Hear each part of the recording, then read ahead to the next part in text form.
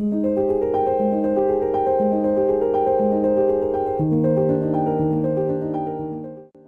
you need to ask yourself, what is my personal AI strategy and roadmap as a person?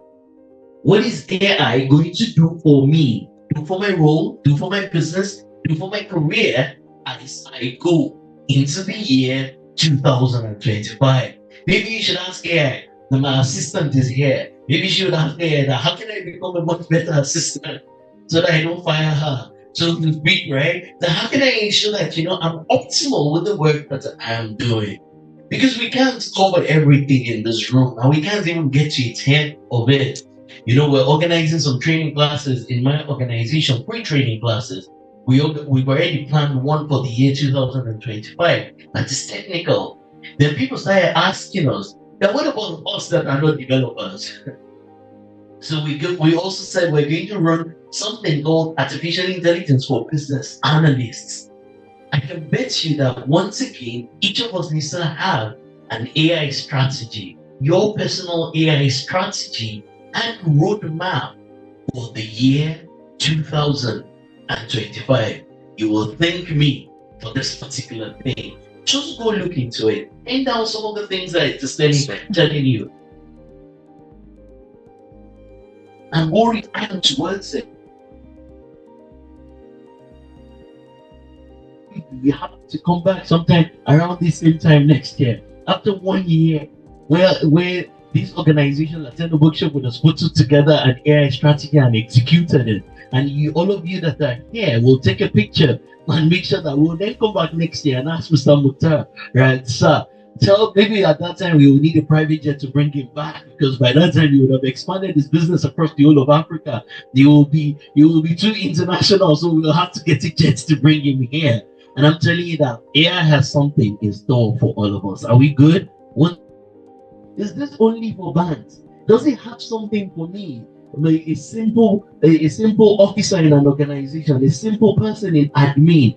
If you're in sales or you're in marketing, you can ask, how can artificial intelligence help me do better marketing?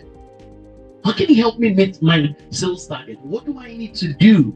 There's even something around how to train the prompt so that you can ask even better questions from the prompt. There is a free training that I always recommend. Everybody, open your phones again and just type something called, what's that one called? MSI, right? It's free online. MSI AI, something like that. See whether you can find MSI AI prompt training or exam, something like that, very quickly. MSI AI training, something along those lines. Did anybody find a free training? Anybody online? Can you respond very quickly? Can they respond in the chat room? Everybody, pull up your phones. It's a brilliant training. It'll take just a couple of hours and you will do it, and it's for free. It's international. I didn't create it. I don't even know the people that created it. But you will find that brilliant, and it's a brilliant thing for you to start. Did anybody find it? Anybody? Did you find it? MSI AI prompt exam or something like that. Did anybody find it? Anybody? On Google, did you find it? Free training, right? You can go online and just open the browser and you can show it to everybody, right? I need to hear from one of the people online. Did you find it? Because we're going to look at some of the books that are in this organization, and we're going to look at what can we learn from the books, and we're going to look at one of them. But at the end of the day, the real objective behind this meeting is how can artificial intelligence add value to my life as a person? How can it add value to my business?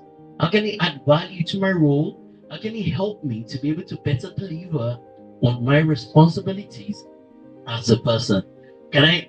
Has anybody responded online in the chat room? Did they? MSI? And you can check for it online and you can share with them. Mr. Mukhtar, did you find it? Can you just tell? Did anybody find it? And if you found it, can I see your hands up? MSI free training prompt, MSI AI prompt training or exam, something along those lines. Did anybody find it? Some people have found it, and it's great for you. In fact, in my organization, I needed 100+ people, all of them to take it, because at least it's like what I would say is your first step in that particular journey. No, right, good. Let me move on very quickly. Yeah, someone say you Somebody say. said thank you very much. Yeah, Remileko, who is that? Remlekun Good, Williams. Remileko, thank you very much. And that's useful for everybody, right? You can send me a Christmas card later. Quickly, roll up my presentation very quickly. I'll speak very quickly about it, and then we can take it with. Then we'll have some time for questions. The other thing is that I don't know. I want to call myself an expert. In comparison to some of the people that we have here, I'm actually in kindergarten when it comes to artificial intelligence. Because one of the this book that we're going to be looking at, these are the real AI experts. So if you're using the word expert, and the grade is between 1 and 10, I am firmly on level 1. Did you hear that?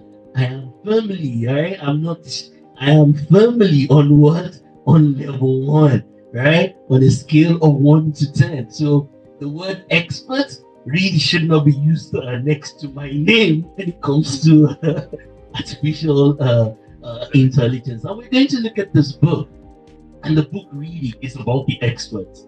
It talks about what some people have done, and the contribution of some people to artificial intelligence. In fact, there's somebody that is called the godfather, the grandfather of artificial intelligence, and it's a brilliant book. One of the things I'm also going to enjoy, you should have your AI library, and don't have a library for library's sake, right? There's a guy that I met, said he has a book on everything, and I asked him, I said, have you read some of them? It's useful to read the books that you buy. Do you understand? Otherwise, you start to collect books like the way people collect arts, and it shouldn't be. So it's good for you to buy the books, but it is even more important, or that thing that they say it's important, am I right? For you to actually read some of those books. So we're going to look at this. Some people, and you will see how a lot of people in the universities and in those schools of higher education, they do the kind of research that brings all sorts of models into place, and then you see where the industry is looking for those people. That's how you will know that in Africa, our education is very knowledge focused. It is not skill focused. Everybody, did you hear that? The difference between what? Knowledge and what? And skill. Did you get that? In Africa, we're very knowledgeable. We have degrees. You meet one person, they have 3 PhDs in 3 different disciplines. Then you're thinking to yourself, that you must have about 10 patents in the patent office. Like the guy has nothing like that. In Africa, you will see somebody who says, oh, I'm a 2-time professor or something like that. You're like, wow, somebody who's a professor? I mean, this guy, the ground breaking work that you must have done, the manufacturing companies and telecommunication providers would have come to take your research and then to be thinking about commercializing those things. And then you find out that, the best of their research is to publish a paper, and that's it. Like, it just ends in the publishing of the paper.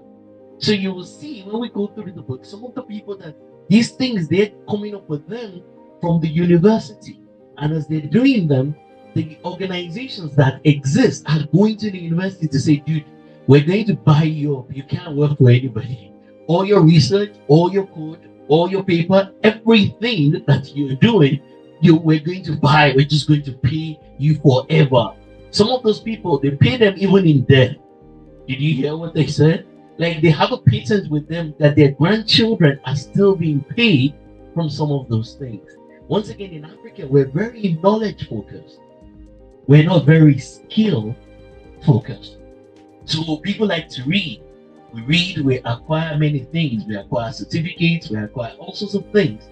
But our hands-on, the things that we know in our heads, and our ability to translate those things into value for different industries is a big challenge. And so for you as a person in your career with the work that you do, it's good that you seek knowledge, but it is even more important that you seek skills. And that's why you will see that people will leave Africa sometimes and they'll go to all sorts of countries. Then the guy has multiple degrees and it drives Uber. There's nothing wrong with driving Uber, but you'll find out that why you're not able to translate all the degrees into real valuable, tangible value to organizations is because they're very knowledgeable, but they're not very skilled. I've worked in the England at some point in time that even the person that I was reporting to, that was a partner in the firm, had only 1 degree. can almost say it was half a degree as far as I was concerned.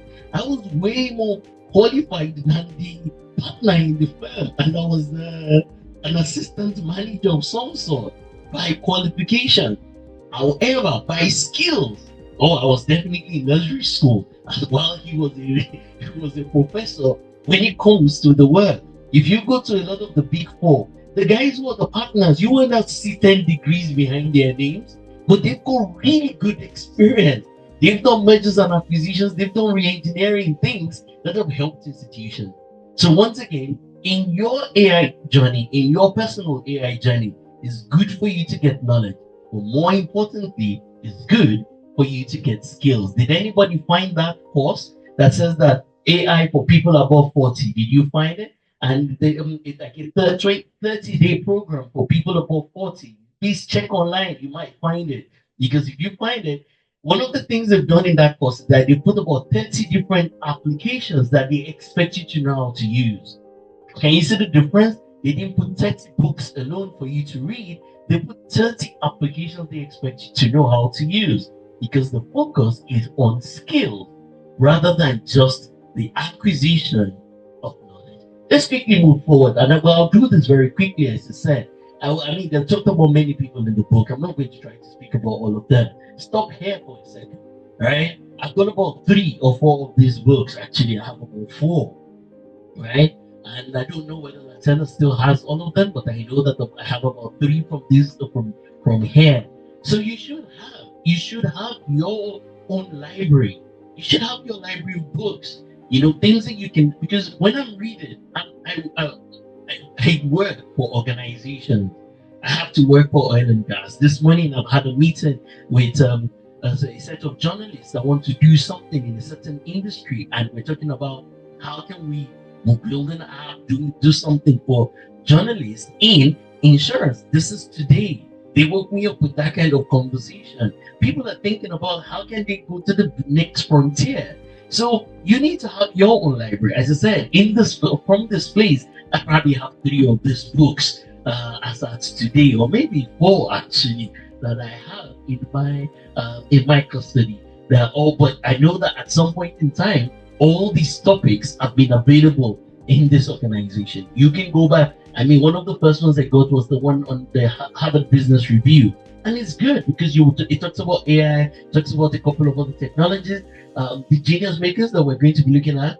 In fact, if we had agreed to this, the one I really wanted to review is I Am Code. Once again, these are all books, and when I came in and I saw I Am Code, I said, this is great.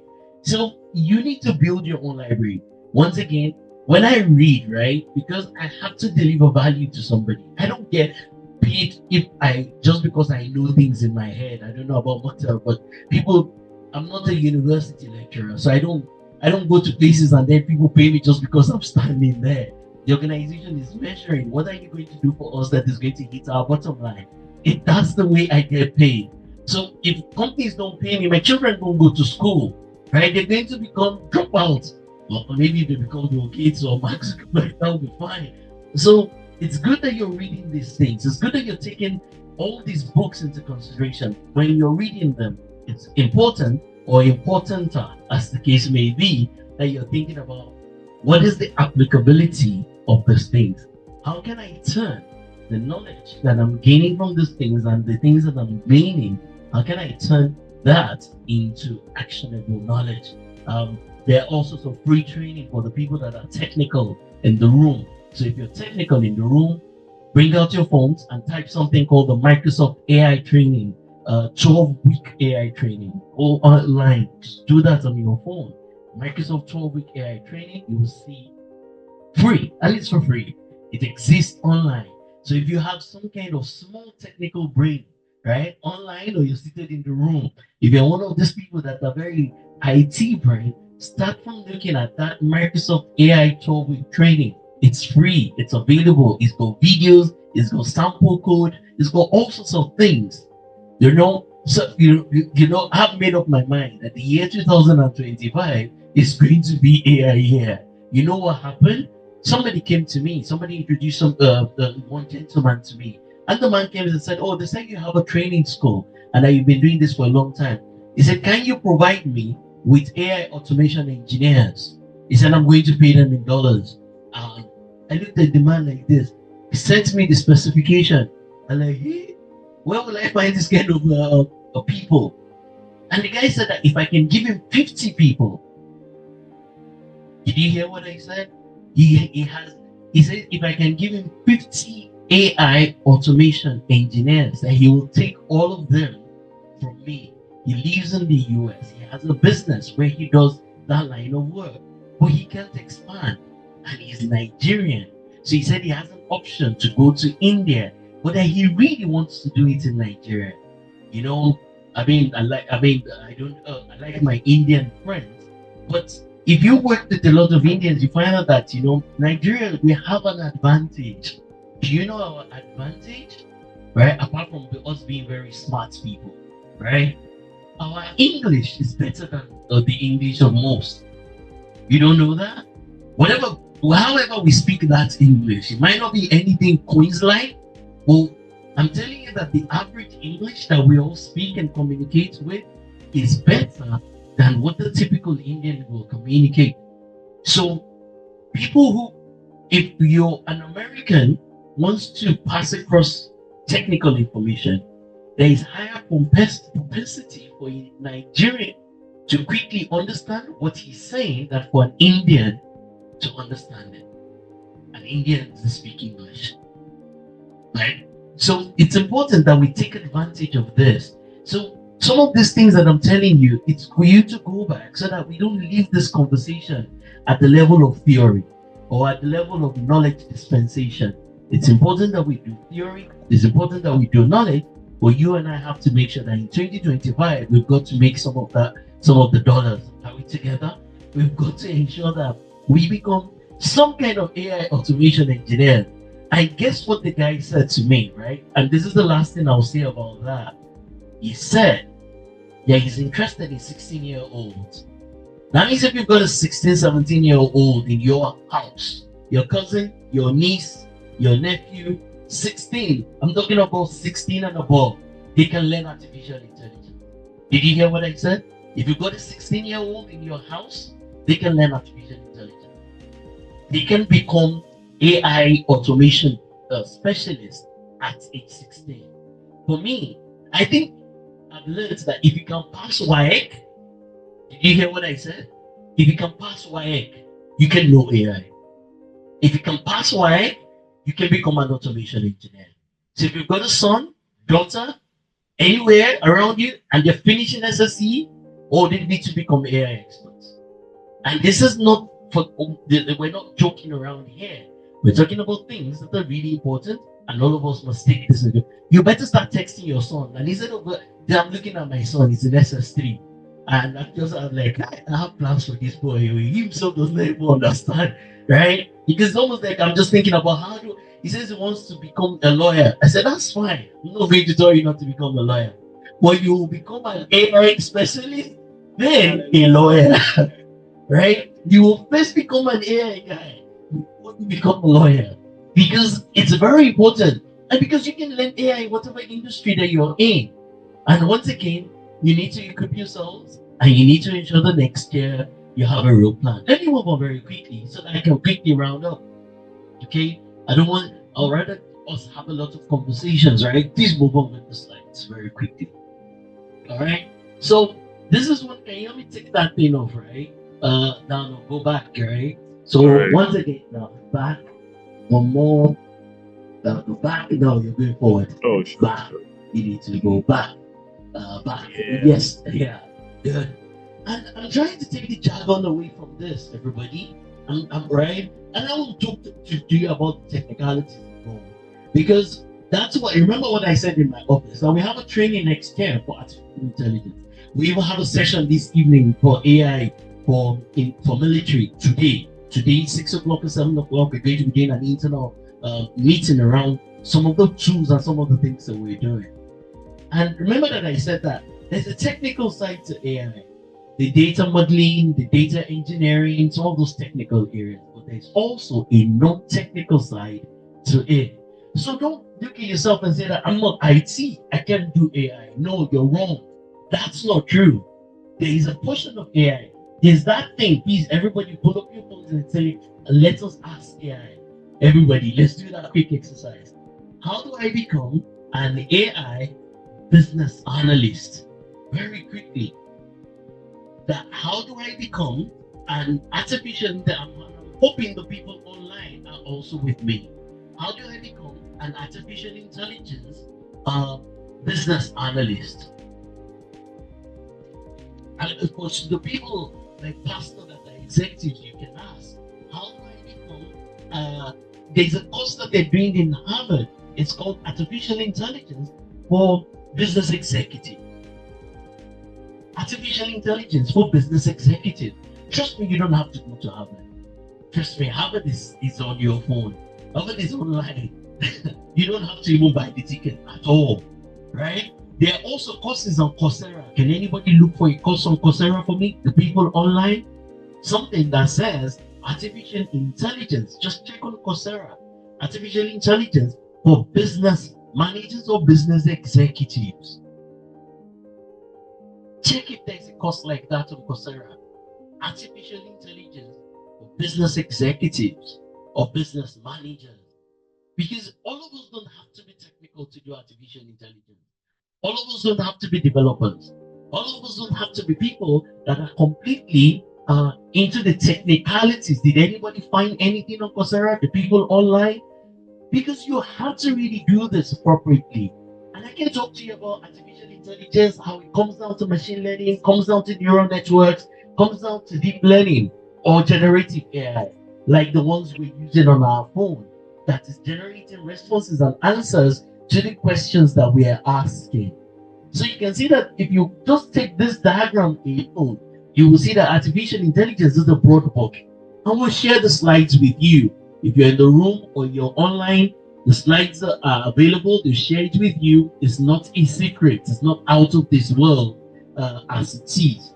Right? So there's some technicalities involved, but there's also the non-technical side of artificial intelligence. And the non-technical side is the thing that makes you some kind of business analyst, some kind of business executive who really understands artificial intelligence. Are we together? So this is important. Generative AI as a subset. So once again, everybody look at it from the biggest buckets in there: broad artificial intelligence, machine learning, neural networks, deep learning, and then generative AI. And I like this diagram because it shows some kind of progression from the thing, broadly speaking, to the specifics. Once again, Microsoft has a free course. It's a 12-week free course. It's available on generative AI. Everybody check. A 12-week free course on generative AI. So there's a free course on AI for 12 weeks. There's another one on generative AI. And generative AI is a specialization of artificial intelligence. All right, let's move on very quickly so that I can round up. So the book is a great book, right? I can talk about the book all day, but go ahead, just move on very quickly so that I can just zero in on a couple of things. One of the things about the book really just talks about the people who started this. And I think I have a slide somewhere, right? Okay, good. Stop here. So, when artificial intelligence is not new, it's been around for a long time. And one of the things that the book emphasizes is that some people are already coming up with things, and then even in the intellectual society, they're telling them that, dude, you're not a serious person, and you don't know what you're doing. Now, what you're talking about is never going to see the light of day. That's the interesting thing about the book. So, when some of these guys were thinking and working on artificial intelligence in those universities that they belong to, they were telling people in the academic community, and those people were telling them that you are not well, right? It's like, in IBM, the story is that somebody came and told them that, we want to make the first set of computers will take a room like this. Can you imagine? We'll take an entire room like this to have computing capacity. And somebody said that, we want to be able to put computers on the tables of everybody. And then one of the executives of one of the big organizations said, why would anybody want to do that? Right? Because In Miles' mind, what you're saying doesn't even make any sense. Now, why would you want everybody to own a computer? A computer is meant to be something that should take a building. But look at it today. You and I have computers inside our pockets. Who knows? At some point in time, we might have it inside some kind of chip that we might embed in our nails or something like that. That's one of the things about the book. Is just that, when this guy started and they were telling people in the academic community, people said that, well, that what you're talking about is never going to see the light of day. But today, everybody talks about AI. You never find any technology provider that is not embedding artificial intelligence inside of what it is that they have. The other thing about the book, it talks about the fact that this artificial intelligence, Nigeria has an artificial intelligence strategy. Everybody pull up your phones very quickly and see whether you find it on Google. Nigeria as a country, in this Tinubu administration, we have a national artificial intelligence strategy that the minister, Bosun, and his team have come up with. It's available online. So that means even as a nation, we're thinking about artificial intelligence being embedded in every area of our country in itself. That means they're thinking about the adoption of artificial intelligence in health, in education, in transportation, in every fabric of the entire industry. It's available online. As I said, this is not a joke. Your artificial intelligence is how your children will go to school. So you better really understand what this is. Sure that you take advantage of it. If you move on very quickly, once again, thing I was going to say is that we talk about artificial intelligence because it can also for evil, terrorism, cyber terrorism, every kind of evil can be perpetrated using artificial intelligence. It's like the internet. Together, it's like the internet. The same way you and I can get good out of the internet is the same way you can literally using the internet. You can become anything using the internet. Anything at all. I mean, I was watching something. What's that lady's name? Simi that makes music, right? They said, how did she learn? She said she learned it through YouTube. Do you know the number of things people have learned through YouTube? They were asking one guy who is like a big American football player. They said, how did he learn it? He said, from YouTube. He said he learns the practice of the game from YouTube. The same way you're doing that is how some people are using YouTube to make bombs, so to speak, and then they're going to kill themselves and to kill. There's barely anything. They said, Simi was first a musical, what's that thing called? The producer, even before she began to sing. Right? And once again, these things are very important. I can talk about this all day, but the key thing here is that there's a lot that you and I can do with it. And the people who created this in themselves, they've taken all those things into consideration. Let me talk about 1 or 2 or 3 of these people and I'll stop, right? Quickly move ahead, right? Quickly just move on. I don't want to actually, go ahead. This is the writer of the book. And if you're a journalist or you're a writer or you're in social media, you have any specialization because that's what the writer, no, you've gone past it, right? That's what the writer has done. This is somebody who's a journalist, but now he's a specialist journalist in the area of artificial intelligence. So if I were a moderator, I'll become the #1 AI finance analyst in this country. I'll have an objective like that, and you will see that is a niche that nobody's probably even exploring. Right? So that's one of the things that he's done. Quickly move on very quickly. Let me just talk about 2 or 3 of the guys and that'll be it. Very quickly. Keep going.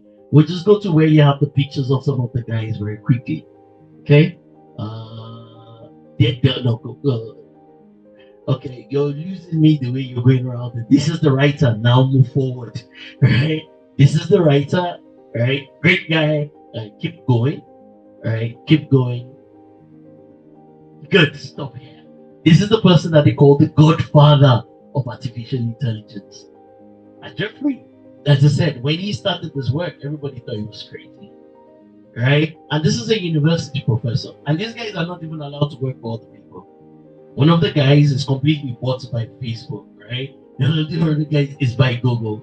because all those organizations are not going to go anywhere without these kinds of experts that are doing this. And the book talks about many of them. He's one of those people, but he's a great guy. You can even go connect to him on LinkedIn. And there's a professor from Oxford, and he's done the ground. He's the one that they call the godfather of artificial intelligence. And once again, because of my time, I will go through this. Move to the next person very quickly, right?